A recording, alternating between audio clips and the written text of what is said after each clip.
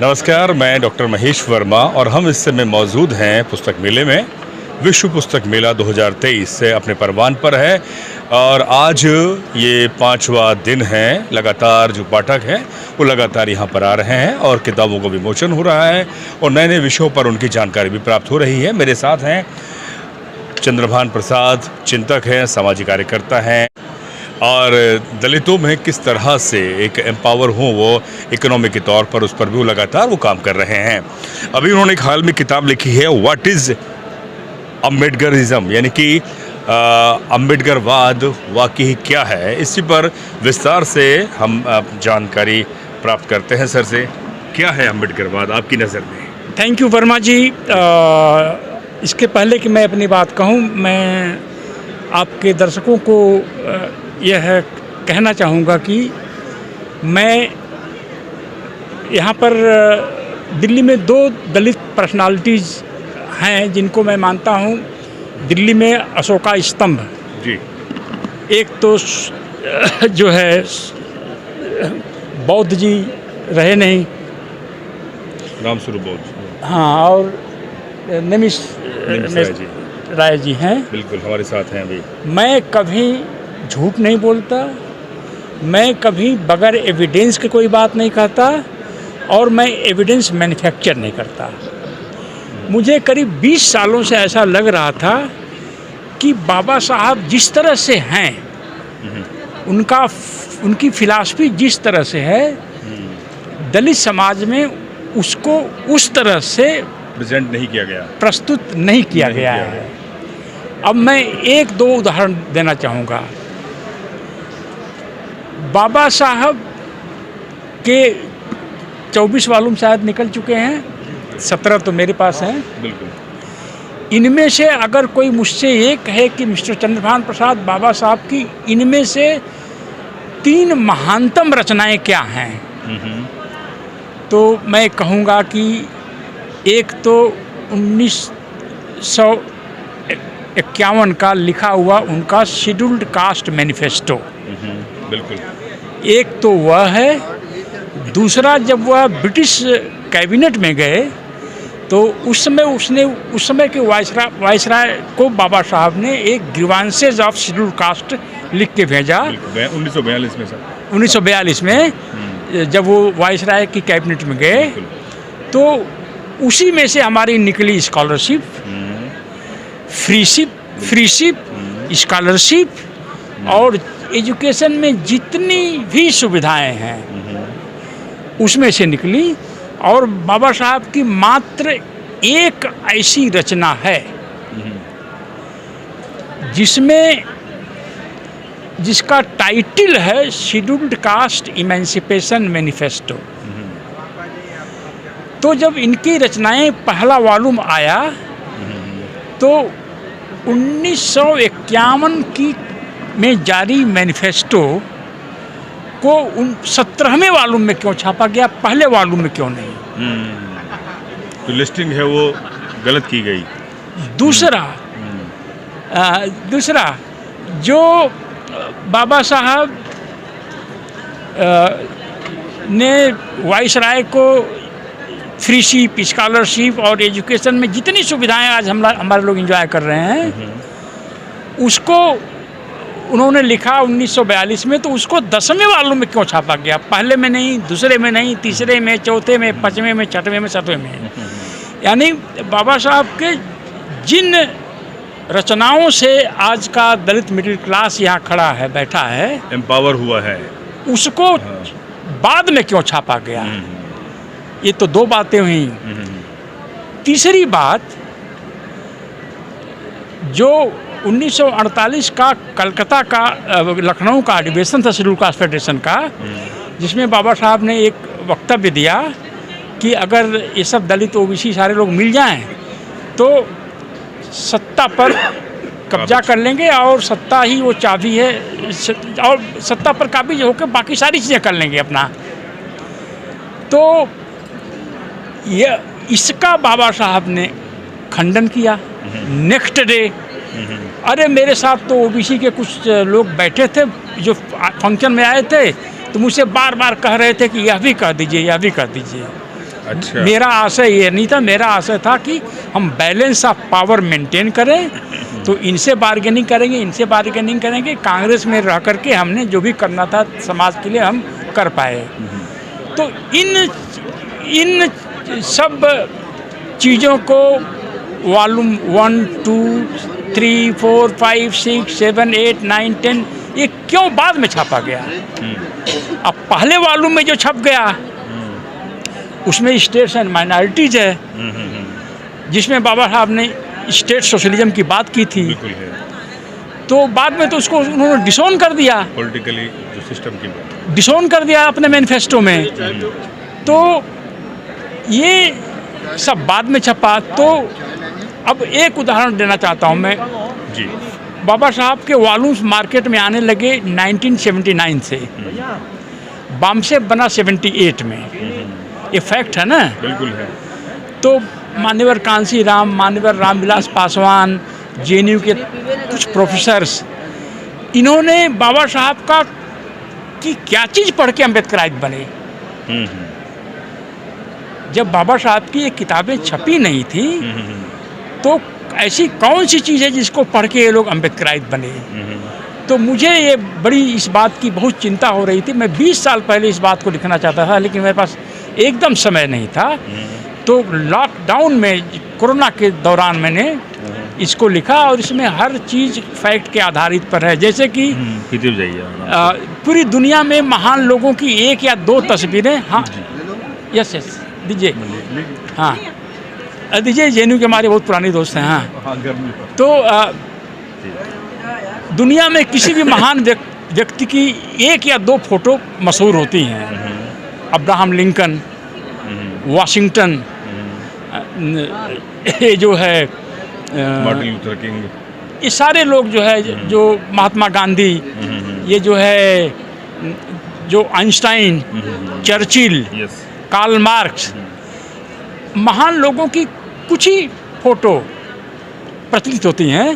पर अंबेडकर वॉल्यूम्स में 4 वॉल्यूम के बाद हर वॉल्यूम में एक नई फोटो छपी है।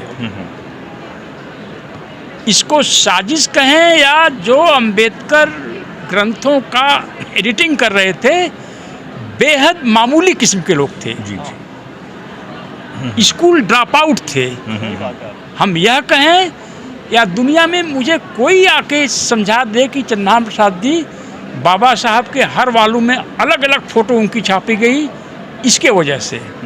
दुनिया में तो ऐसा कहीं नहीं होता है। तो बड़े बड़े एक्टर्स हैं, मॉडल्स हैं, उनकी एक तस्वीर को मशहूर किया जाता है। हाँ, वो जो हॉलीवुड की एक मशहूर एक्ट्रेस जो सुंदरता का प्रतिमान बन गई थी, मर्लिन मुनरो, उनकी एक ही तस्वीर रहती है दुनिया भर में। वही फ्रॉक पहन रखे हैं। हाँ, स्कर्ट वाली। अमेरिकन डॉलर में एक ही 2 फोटो रहती हैं।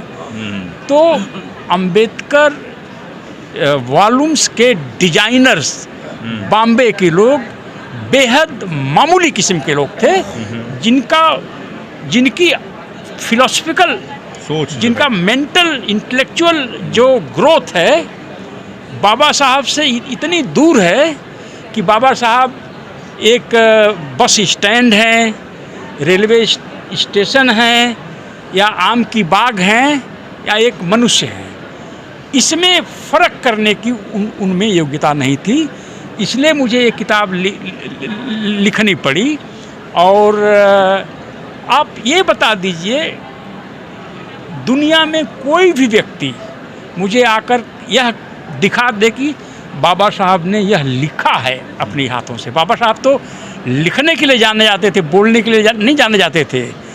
तो 1948 के ये जो लखनऊ कॉन्फ्रेंस के बाद, क्या बाबा साहब के पास इतना वक्त नहीं था कि 1 घंटा निकाल के लगा दें कि हमें हुक्मरान बनना है और हुक्मरान बनने के ये तरीके हैं? इसके बाद तो उन्होंने आरपीआई का मैनिफेस्टो लिखा, आरपीआई की डिजाइन कर रहे थे। तो उनके पास ये टाइम नहीं था ये कहने के लिए कि आप रूलिंग क्लास बनोगे, आपके रूलिंग क्लास बनने के लिए ये ज़रूरतें हैं और इसको आप इस तरह से कहो। तो इसलिए बाबा साहब को की इमेज और उनकी राइटिंग, उनके फ़िलासफ़ी को बहुत ही जाने या अनजाने में डिस्टार्ट करके रख दिया गया है। इसीलिए जैसे जैसे बाबा साहब के फॉलोअर्स बढ़ रहे हैं वैसे वैसे दलित राइट्स घट रहे हैं। वैसे वैसे दलित राइट घट रहे हैं। और हमने एविडेंस के साथ इसमें ये दिखाने की कोशिश की थी कि बाबा साहब का, अब आप ये बताइए क्या कभी किसी ने या किसी लेक्चर में, सेमिनार में या सम्मेलन में आपने ये सुना होगा कि doctor Ambedkar was the only great personality of his time to say that fundamental right to property is a fundamental right. और उन्होंने लड़ झगड़ करके संविधान में डलवाया फंडामेंटल राइट्स में राइट टू प्रॉपर्टी। अब इसका सिग्निफिकेंस क्या है? राइट टू प्रॉपर्टी तो वही कह सकता है, ये तो कैपिटलिज्म में ये बात कही जाती है ना। दूसरी बात, पब्लिक सेक्टर का इंटेलेक्चुअल क्रिएटर कौन है? कोई बता दे हमारे सामने आकर के, या हमें दिखा दे कि डॉक्टर, ये बात किसने कही कि जब भी प्राइवेट सेक्टर की जहाँ भी ज़रूरत पड़ेगी प्राइवेट सेक्टर को हम अलाउ करेंगे, जहाँ भी गवर्नमेंट सेक्टर की ज़रूरत पड़ेगी हम गवर्नमेंट सेक्टर को अलाउ करेंगे। यह बात तो बाबा साहब ने लिखी है। तो जो पब्लिक सेक्टर जिसको हम स्टेट कैपिटलिज्म कहते हैं, इसके तो जन्मदाता बाबा साहब थे। तो ये सारे डिस्टार्शंस, ये सारे डिस्टार्शंस जो बाबा साहब की रचनाओं में आ गए, हमारे सीनियर से जेएनयू में जो जिन्होंने 17वां वाल्यूम और 10वां वाल्यूम नहीं पढ़ा है वह कैसे अम्बेडकरवादी बने? जिसने हाई स्कूल पास नहीं किया है वो इंटरमीडिएट का छात्र कैसे बना? जिसने ग्रेजुएशन नहीं किया है वो पोस्ट ग्रेजुएशन का छात्र कैसे बना? और जिसने पीजी नहीं किया है वो पीएचडी का छात्र कैसे बना? तो ये सब सारे सवाल इस किताब में हम जो है रेज कर रहे हैं। और ये रेज कर रहे हैं कि जो हमारी हमसे एक जनरेशन पहले कि जो लोग अम्बेडकरवादी हैं वह इसलिए अम्बेडकरवादी हैं कि वो शेड्यूल्ड कास्ट हैं। शेड्यूल्ड कास्ट हैं इसलिए बाई बर्थ वो अम्बेडकरवादी हैं। बाय डिफ़ॉल्ट, हाँ, बाई डिफ़ॉल्ट भी कह सकते हैं। हाँ, नॉट बाई जाति से, हाँ, नॉट बाई रीडिंग अम्बेडकर। तो ये सब सारी चीज़ें इस किताब में हम कहने की कोशिश कर रहे हैं। इससे बहुत सारे लोग नाराज़ भी हो जाएंगे। हाँ, हम तो अभी किसी ने हमसे कहा था कि ये सब बातें कहेंगे आप लोग तो दलित समाज आपको बायकॉट करेगा। तो हमने कहा कि जब सर सैयद साहब अलीगढ़ मुस्लिम विश्वविद्यालय बना रहे थे तो कठमुल्ले तलवार लेकर के उनको ढूंढ रहे थे मारने के लिए, तो उनको 2 पुलिस कांस्टेबल्स की सिक्योरिटी मिली थी। तो दलित समाज, आज का जो दलित मिडिल क्लास है वह कठमुल्लों की तरह से है। यह इनलाइटेंड समाज नहीं है इस समय। और जितना कठमुल्लेपन की बात करिए उतना ही इस दलित समाज को ये अपील करता है। इस किताब को मैं रात दिन लग करके लिखा कि दलित समाज को कहीं ना कहीं तो ये लिखने को मिले, पढ़ने को मिले कि अम्बेडकरवाद क्या है। बिल्कुल, आपने सुना चंद्रभान प्रसाद जी को कि वाकई अम्बेडकरवाद क्या है। और इस किताब को आप पढ़ें, और पढ़ेंगे तो आप जो वाकई जो बाबा साहब जो कहते थे और समझते थे उसी की तमाम संदर्भ इस किताब के अंदर है। और भी ज़्यादा इसमें आपको एक चीज़ और बता देते हैं। इस किताब में 2 इमेजिनेशंस हैं निमिष राय साहब। एक इमेजिनेशन है, उसका एक मात्र हम घटना बताते हैं कि एक इमेजिनेशन है, सर आप बैठे।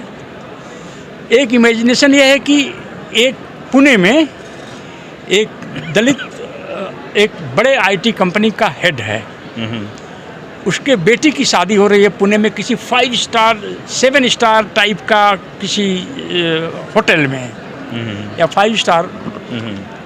उसमें अपने स्टाफ को भी उन्होंने इनवाइट किया था। तो जब शादी स्थल पर उनका एक स्टाफ वो ब्राह्मण समाज से आते थे, वो गए तो देखा कि यहाँ पर खाने में 20 किस्म की तो आइसक्रीम है और पूरी पानी है, ये वो है, स्नैक्स हैं, फ्रूट्स हैं, ड्रिंक हैं, स्कॉच है, वाइन है। उधर फिर उनको लगा कि यहाँ पर जो लोग आ रहे हैं गेस्ट, वो एक दूसरे को जय भीम बोल रहे हैं। तो कहीं मेरा बास शेड्यूल कास्ट तो नहीं है। फिर और देखा कि बुद्धा की फ़ोटो लगी हुई है, बाबा साहब अम्बेडकर की, तो उनको तो ये कन्विंस हो गया कि वो इसका बास जो है, जिसके पास मेरिट नहीं होनी चाहिए, वो मेरा बास है। तब तक सामने दिख गई एक ब्राइड आ रही थी और उसका हस्बैंड और इसके बास आ रहे थे। तो उन्होंने झटक से इसके पर नज़र पड़ गई, तो इन्होंने कहा कि hello young man, please come and see my बहू। तो इन्होंने देखा बहू जो है ये वो जो क्रिस्टल होता है, क्या, डायमंड का हार, बड़ा सा हार पहनी है। तो इन्होंने कहा कि madam excuse me, is it real diamond? उन्होंने कहा कि हाँ, यस इट इज़ रियल। कितने का होगा? उसने कहा पता नहीं, I have been gifted by my in laws. उसने कहा कि 30 लाख का है, 30 लाख का है हार।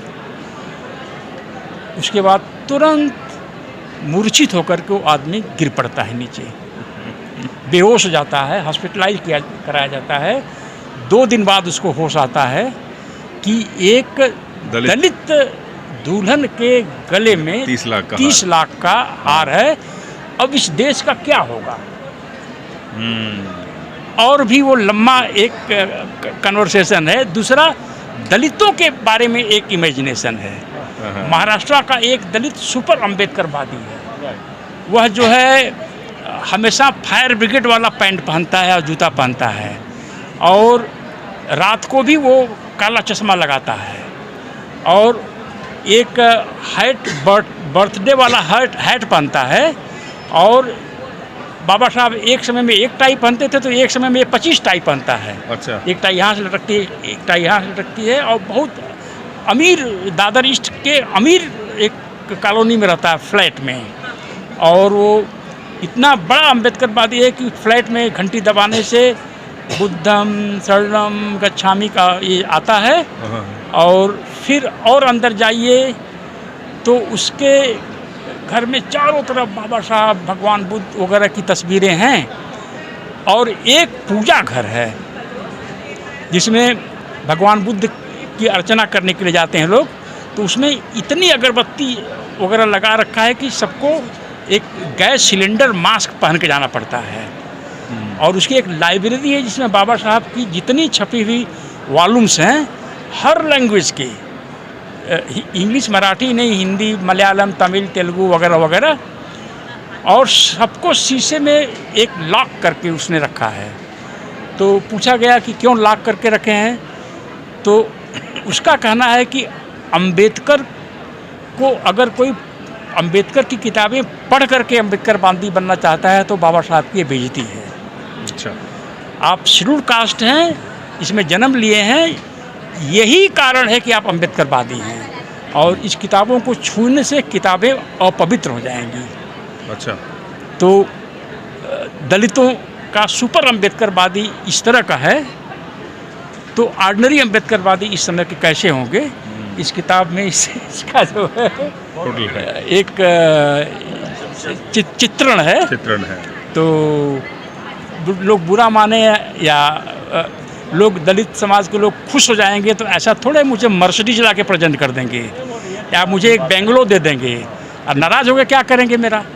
जिस तरह से पंडित जो ब्राह्मण कम्युनिटी है वो ईश्वर को, भगवान को इसलिए मानता है क्योंकि उसे उनको ऊपर रखा गया है, ब्राह्मणों को। और वो बाई डिफ़ॉल्ट वो हिंदुओं के सुपर हैं, इसलिए वो जाति को नहीं छोड़ना चाहता और वो धर्म के सुपर हैं।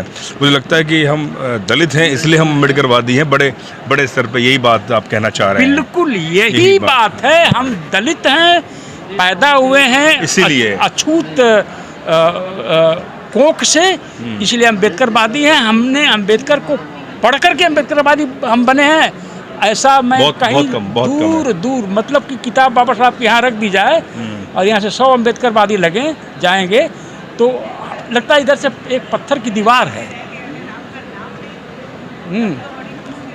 तो अम्बेडकर में और उनके फॉलोअर्स में इतना डिस्टेंस है, जय भीम। इतनी डिस्टेंस है। इतना डिस्टेंस है, तो ये कॉन्ट्रोडिक्शन है हमारे समाज की कि हमने बाबा साहब को सही तरह से सही जो अरे सही क्या गलत क्या पढ़ा ही नहीं है। बाबा साहब की किताबों से दलितों का कोई संबंध नहीं है सिवाय रिटल्स इन हिंदुइज्म एंड जो है ये सब के अलावा। समथिंग। हाँ, यस। और जय भीम जय भारत। जय भीम जय भारत। बस। चलिए, बहुत बहुत शुक्रिया, धन्यवाद। और साहब की किताब जो है इसे आप ज़रूर पढ़ें और सही तरह से बाबा साहब का जो जो अम्बेडकरवाद है उसको आप सही तरह से समझ पाएंगे। ये चंद्रभान प्रसाद जी ने लिखी है, देश दुनिया में जाने जाते हैं, तो आप पढ़ेंगे तो मुझे लगता है कि आपको एक नई समझ भी पैदा होगी। बहुत बहुत परिहार साहब शायद इसका हिंदी वर्जन लाने वाले हैं। हाँ, डॉक्टर एम.एल. परिहार साहब बहुत जल्दी इसका हिंदी में अनुवाद लेकर आएंगे। मुझे लगता है कि आम श्रोताओं के लिए, पाठकों के लिए और भी हिंदी में सुलभ होगी पढ़ने के लिए। शुक्रिया, बहुत बहुत धन्यवाद सर। थैंक यू वर्मा साहब।